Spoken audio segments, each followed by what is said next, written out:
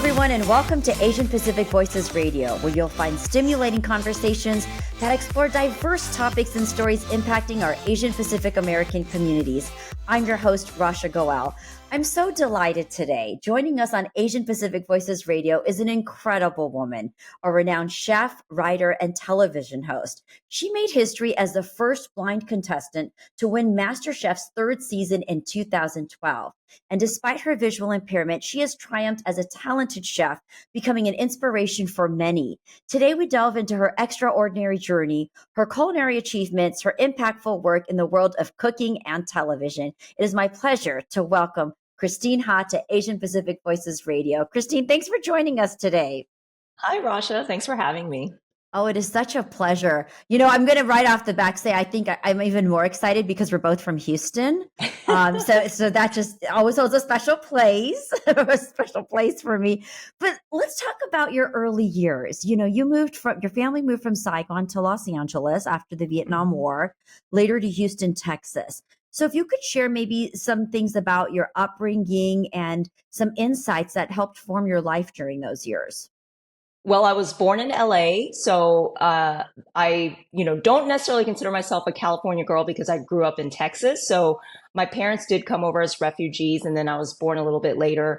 And then growing up in Houston, Texas, there wasn't a ton of Vietnamese food back in the 80s, but there was barbecue, there was a lot of beef in Texas, there was Gulf Coast seafood, and the shrimp from the Gulf Coast is really spectacular. So growing up, I kind of straddled two different cultures as well as two different generations, being the daughter of my immigrant parents. So it was a struggle, I would say, growing up back then, never feeling like I fit in either at home or at school. Like at home, I never felt Vietnamese enough. I was only allowed to speak Vietnamese, but I wanted pizza and Southern fried chicken all the time for dinner instead of my mom's noodle soups or rice plates. And then at school, I never felt quote unquote American enough, meaning I would always have like the egg rolls or the pork belly or fish sauce for lunch. And I was always trying to trade my lunch for peanut butter jelly sandwiches on my classmates. So, and I felt like I looked different from most of my classmates. So that was kind of a struggle. But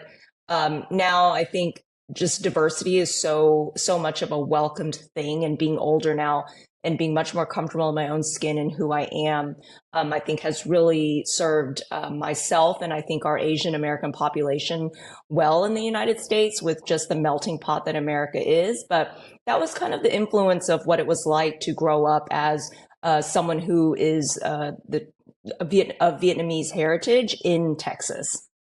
That's so interesting. And I love how you shared going to school, because I can tell you growing up too, I would take Indian food to school. So I can definitely relate to that part of not being fully Indian, but not being fully American, and really trying to mix that up. And what's so interesting to me now is I came back 2 years ago and the Vietnamese community has flourished there, right? You have so many restaurants and just like the own community of shops and people. And I find that very fascinating. I've got so much to talk to you about, but as I am looking at our screen right now, you've got this interesting wok behind you. It looks like it has been used a lot of times. Is there any interesting story about that wok? No, I mean, we love cooking with a wok. I'm actually sitting in my home kitchen in Houston. So I have my stove range in the background. We've got like a carbon pan back there and also a carbon wok. And I mean, we use it to do all sorts of things, whether it's deep frying, shallow frying, stir frying, wok frying, making fried rice in it, doing all sorts of things. So people always ask, like, do I still find time to cook at home, being a chef and restaurant owner? And surprisingly, or maybe not surprisingly, I do still have time to cook at home, but only because I've managed to have all of my restaurants be staffed with a really competent management team that I can fully depend upon to run my restaurant, so that I don't need to be in the kitchen all the time over there. So that allows me to free up a little bit of my time and then not feel burnt out with cooking. So I do cook quite a bit at home still. Oh, wow. I feel like that's like the magic wok behind you. The restaurants, how many restaurants do you have at this time? I have two. So I have the Blind Goat, which is my first one that I opened, which I consider a modern Vietnamese eatery. That one is kind of taking a lot of street foods from Vietnam and doing my own personal twist on them as a Vietnamese American who grew up in Texas. So that means kind of utilizing more modern techniques or local ingredients, or just kind of doing mashups of like Tex-Mex in Vietnamese or Texas barbecue in Vietnamese. And then I have stuffed belly, which is a completely different concept, meaning it's a drive-through, very limited seating on the inside, and the menu actually consists of like fairly classic American sandwiches with my own fun little twists on some of them as well. And that's kind of a nod to having done a lot of Vietnamese cuisines, like with my former restaurant Sin Chow and then the Blind Goat, both being contemporary Vietnamese cuisine type restaurants. I wanted to give a nod to my very much American side and American upbringing. So growing up, I loved eating burgers and fried chicken sandwiches and tuna salad sandwiches. So that is kind of my way of paying homage to my traditional American childhood here, and growing up and loving sandwiches on road trips and on picnics and just enjoying with my friends as well. So I just wanted to exercise a different creative muscle in my culinary brain. I love that. And what would you say is your absolute one favorite dish at either of the places, or even at home? Let's see, at the restaurant. So I'm gonna have to, because I have the two babies, I'm gonna have to name one for each place. So at Stuffed Belly, my favorite is the triple cheese please, which is actually a 3-cheese grilled sandwich, but I actually do a tomato confit on it. So it's almost like a putting together tomatoes, the very classic American flavors of a tomato soup with a grilled cheese sandwich, but into one. So that's my favorite thing at Stuffed Belly. And then at the Blind Goat, we have a dish that's called bánh khọt in Vietnamese, and it's like a turmeric and coconut milk little fried pancake or fritter, if you will. We actually imported the pan to make it from Vietnam because we couldn't find the correct pan to make it here. Like many restaurants who do make this dish use like a Japanese takoyaki pan, but the shape of each divot is just not the same to make bánh khọt. So we imported the pan.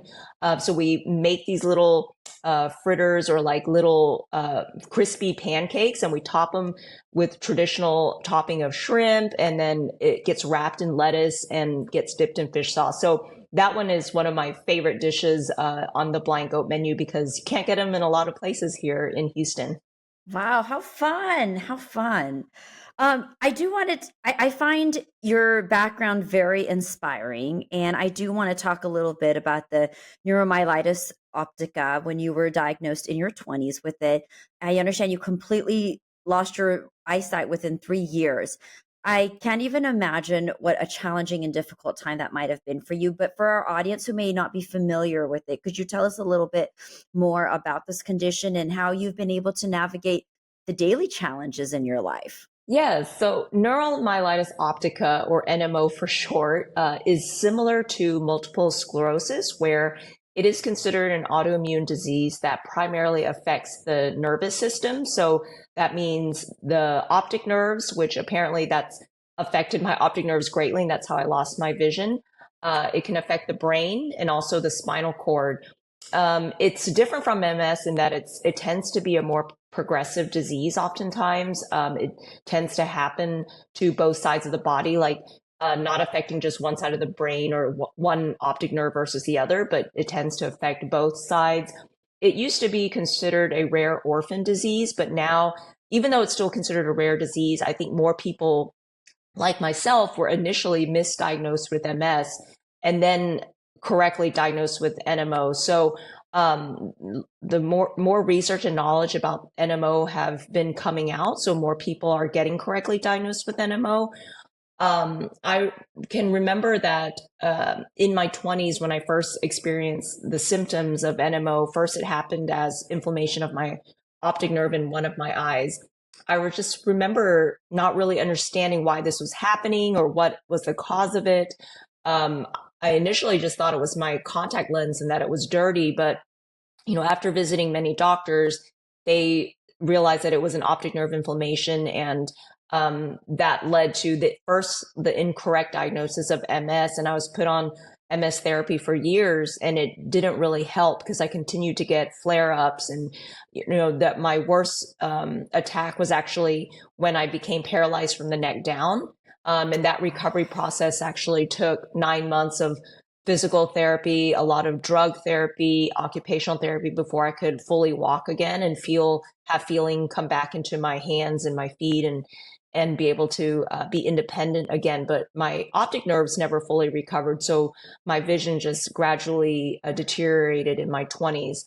But it was definitely a tough time. I wouldn't say that I was always positive. I never felt angry about what happened, but I was always questioning and wondering why it was happening and what was the purpose of all of it happening to me. And eventually, as I recovered, I just knew I had to find a way to keep on living my life, even though it had changed greatly. And that this is my new baseline, my new normal. I had to figure out a new way to live with the vision loss and the autoimmune disease, and still try to find a purpose for myself and a way to contribute to this world. Christine, you're absolutely incredible. I'm really taken by your story and just your tenacity. I can imagine the challenges, but when I look at everything you've also accomplished, it truly just makes me wonder how you pushed through, and stayed positive to say, well, listen, I'm not going to let this impairment stop me from what I want to create. And thank you for sharing that. Along that note, I do want to share some of the amazing accolades you have. Third season of MasterChef in 2012. You competed in 19 episodes, winning 7 times in individual and team challenges, defeated over 30,000 home cooks across America, and secured the coveted MasterChef title, a $250,000 cash prize, and a cookbook deal. And here's the thing that gets me, Christine. It's all without formal culinary training. And we know how competitive some of those people are in their backgrounds. So let's talk about what drove your passion for cooking, since this wasn't something that you were doing, from your childhood and super excited about. And why did you decide to go participate in MasterChef? Well, I started cooking actually when I was a sophomore in college. And that was initially, it was kind of a means to, like, I had to do it because in my freshman year, I lived in the dorms. And then after I moved out of the dorms into an apartment, I no longer had the cafeteria to eat at and rely upon for food throughout the day. So I had this little kitchen in my apartment. I had 2 roommates. And I figured, well, I guess I got to teach myself or learn how to cook because no one else is going to feed me. And I couldn't afford to always eat out. So I ended up initially just buying cookbooks and some pots and pans and knives, and read these recipes and just started trying to follow them word for word in the kitchen. And after many botched dishes that I cooked, I finally made something that I thought tasted good, and something kind of sparked in me. And I found a lot of happiness in being able to create something from raw ingredients and then enjoying it at the end and thinking, hey, this is so cool that I was able to do something with these raw foods and then make a meal out of it, something that my mom used to do so easily. And then my roommates and my friends enjoyed my food. And then that kind of was even more paramount in the idea of being able to serve other people and make other people happy with something I created. That was what started just the ball rolling on me really enjoying cooking. And so I wanted to learn everything I could about cooking, and kept buying cookbooks, experimenting in the kitchen, trying to learn different techniques, learn about different ingredients. Fast forward several years, like I was cooking a lot, but I was also simultaneously during this time losing my vision. So I would have to always teach myself over and over how to do the same things with less and less vision. So that could be frustrating at times, but I kept at it because I've always grown up to be taught to be very independent. I lost my mom when I was young, but even before I lost her, she had always said, like, you need to be independent, not depend on other people to take care of you. So for me, I've always been kind of that mindset where even though I was losing my vision, or even if I couldn't walk, I had to figure out how to feed myself in case I lived alone for the rest of my life. So I kept at it. And then fast forward some more years, my friends and my family, I had lost my vision, but I was cooking for them pretty regularly, and they encouraged me to audition for MasterChef because they thought that America should learn about how someone with a vision impairment can still navigate the kitchen. And Yes. at the time, I was in graduate school for creative writing. I didn't go on the show thinking I would get far, but I really went for the experience because I thought it would make for an interesting story or a personal essay to come home and write about in grad school. That's so incredible. And look where that all landed and how it came into fruition.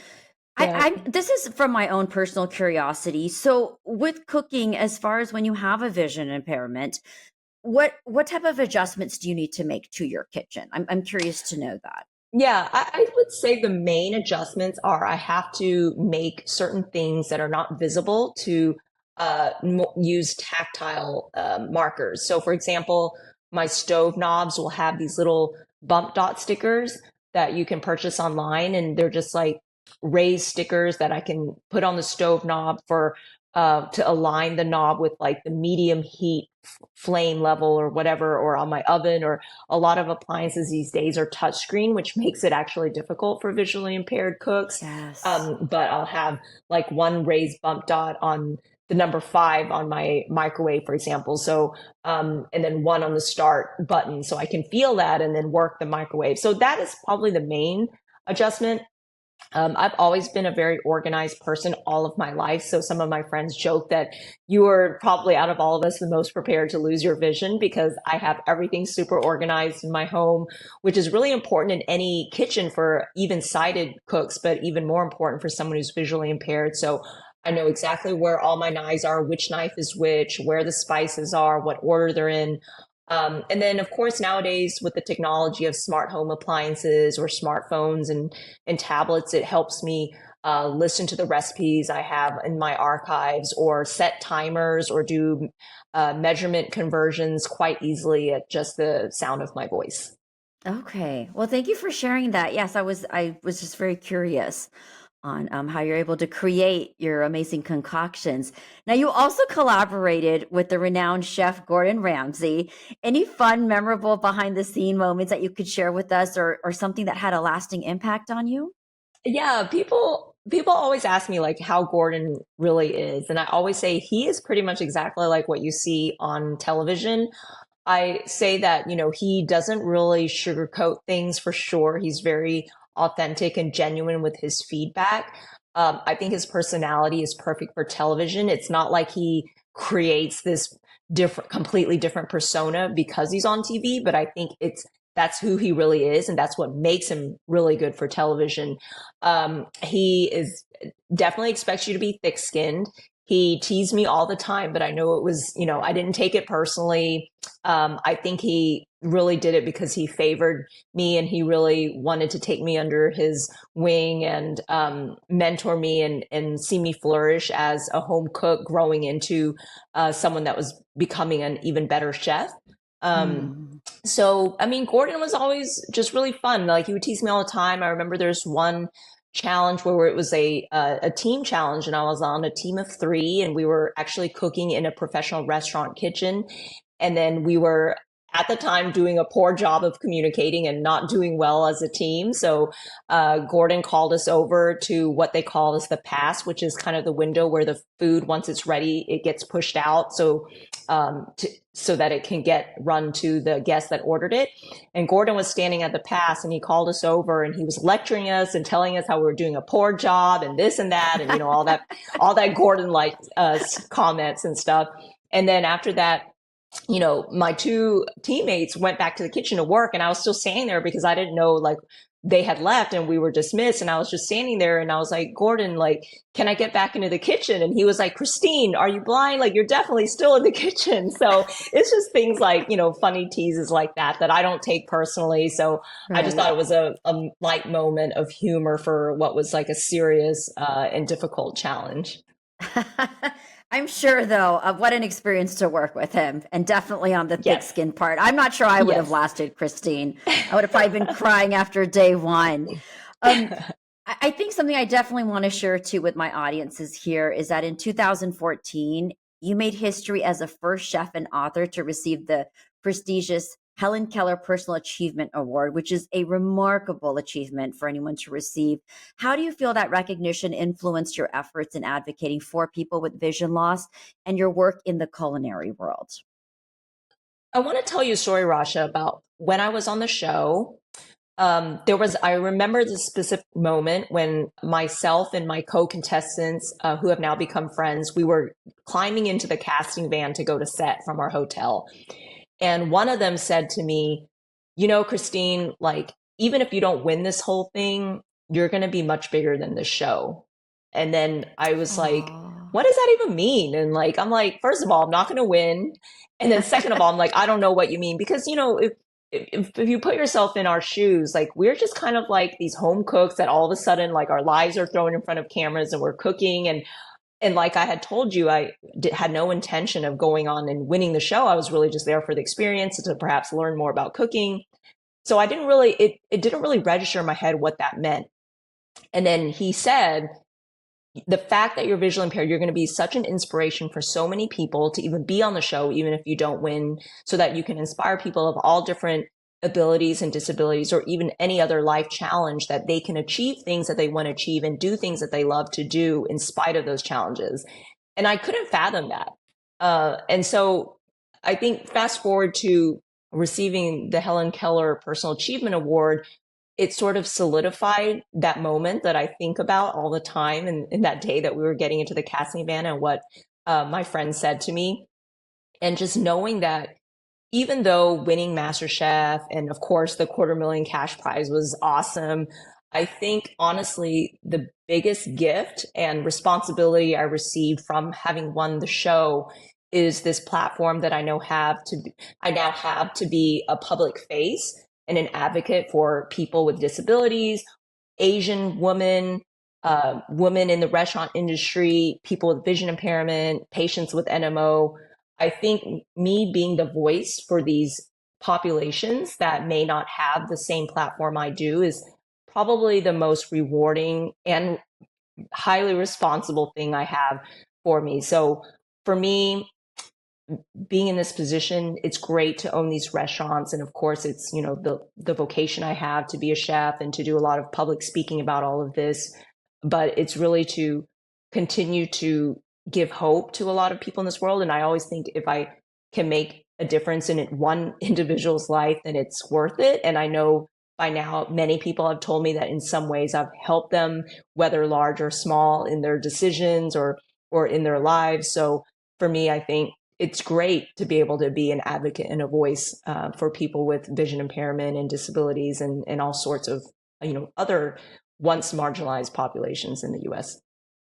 Christine, thank you so much for sharing that story. As I was listening to you, I mean, it really touched my heart. And you're absolutely right. And I felt you're right, because the advocacy is on so many different levels, right? It's aside, yes, the disability, but then when we think too, yes, as an Asian female, yes, for the marginalized community. Yeah, I mean, there's so many different aspects. So yes, thank you. I do feel you serve as a symbol for hope and inspiration, and really to let people know they can do anything. And then from there, I have to mention too, though, that you went on to MasterChef Vietnam and were a judge, which is so extraordinary as well. How did talk to me about that transition and what that journey meant to you, especially being a Vietnamese woman, right, and representing? Yeah. Well, honestly, that was kind of a humbling experience because I realized how poor my Vietnamese language skills were going on that show and being a judge. So I'm fluent in Vietnamese conversationally, like I can have conversations with friends and family, but I did not realize that the Vietnamese language, like so many languages around the world, I think there's a certain dialect or form language you use in a formal situation. So I remember I was always being teased by the other judges, like, oh, you're talking to the contestants like they're your little siblings instead of like contestants. So in some ways it was a humbling experience and made me realize that I was not as in tune with my Vietnamese heritage as I thought I was, which is good. Because it really made me think like I need to explore more of that side of my heritage and my ancestry. But in a good way, in a positive note, I was very happy to no longer be a contestant and feeling the pressures and the stress of and the challenges of having to cook through all of the competition. And instead, I was able to be on the other side, but also be very empathetic to the contestants because I know what it's like to compete. I've been there before, and I was able to offer them hopefully some sound advice in their cooking and just the way they perceived the competition and their cooking as well. So it was an enjoyable experience, and I really liked being able to learn about the differences of what a MasterChef set like was in Vietnam in production versus in America, and seeing the cultural differences, the regional differences. That was really fascinating to learn how things are done over there is totally different from how things are done in America. What a fun experience. What a fun experience. Yes. And not as if you don't already have enough on your plate. You also hosted Four Senses. Mhm. Now, what's so fascinating about this is a cooking show for the visually impaired. It's very unique. So could you tell us a little bit more about this show, and how did you approach making cooking accessible through audio description for your audience? Right. So Four Senses was a show that is geared towards visually impaired cooks. I was a co-host with actually Carl Heinrich, who was the winner of Top Chef Canada season 2. He's fully sighted and a professional chef. I came in to bring the perspective of a visually impaired, like once home cook turned MasterChef season 3 winner. And it was in a Canadian show on the Accessible Media Network up there. So we embedded our audio description into our program so that both sighted viewers can watch the show and follow along, but as well as the non-sighted people, the audience can listen to the show. And we were always told, like, think of it as radio. So instead of using like, oh, put this ingredient into that, we have to be specific, like put the onion we just diced into the saucepan, with the broth. So we just had to be more specific so that visually impaired audience could follow along. And so this show ran for 4 seasons, and I believe you can still find the episodes online on the Accessible Media Incorporated website. And I do point a lot of people who will send me emails and stuff asking about, like, can you give me some tips for being a visually impaired person trying to navigate the kitchen? And I always say, listen to these episodes because I think they'll help and you get some pretty good recipes. I love that. I love that. I'm going to make sure I check those out as well. And I understand that your husband has been very instrumental in your journey, and he has you have an interesting proposal story because it involved your love for food. It involved him buying a tub of Jamocha almond fudge ice cream. Yes, I can't believe you dug that up somewhere. I got to give a shout out to my producer for that. I was like, I guess my life really is public. Yeah, that was actually, that story was the day that I realized that I think at the time we were just friends. And then I had a bad day. We were just friends hanging out. And he was like, hey, I'm going to pick you up, or let's go do something. So I said, okay. And he took me to Baskin Robbins. And then he tried, we walked in and he was like asking the person behind the counter, like, how much to buy this whole tub of Jamocha almond fudge.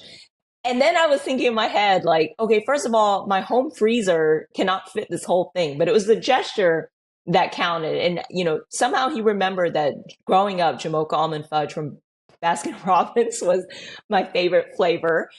So that was at the moment when I was like, I think this guy likes me more than just a friend. And then from that, it just kind of took off. And then we've been married for 13 years, and he's a business partner in all of our restaurant concepts as well. So we work side by side, we live together, and surprisingly, we haven't wanted to divorce yet.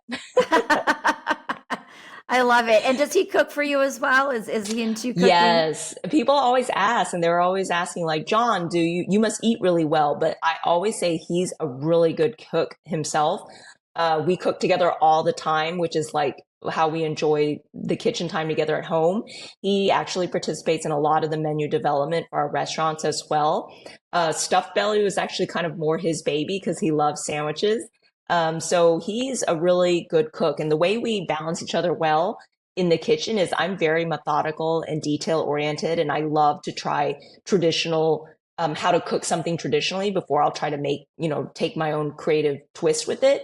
But John is kind of like the zany, like mad scientist in the kitchen where he's always trying new things, new trends, new ways to cook things, like molecular gastronomy, doing all sorts of things. Like he's always on TikTok, Instagram, social media, YouTube, Reddit, like reading about new things. So we balance each other out in that way. And it kind of makes sense because he's actually younger than me and we're actually of kind of different generations. So I think more on like a more traditional Gen X way of cooking, and he's kind of more of a millennial person cooking. So we actually mesh well together in the kitchen.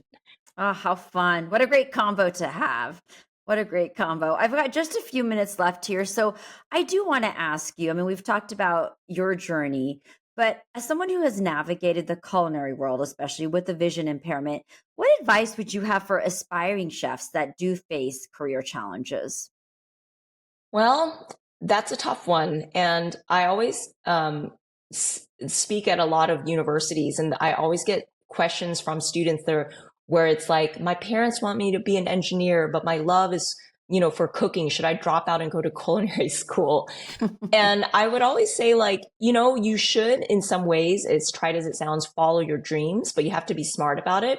So I think, whether your career challenge is getting your foot in the door or not having the skill yet to be a professional chef or cook, or not having the means to go to culinary school, I think that there are definite ways to think about things outside of the box and get around that and find your way into the kitchen. Like if you don't have a lot of technique down, now we live in an age where there's so many things that you can learn online, like on YouTube, on TikTok, whatever it may be. Practice at home.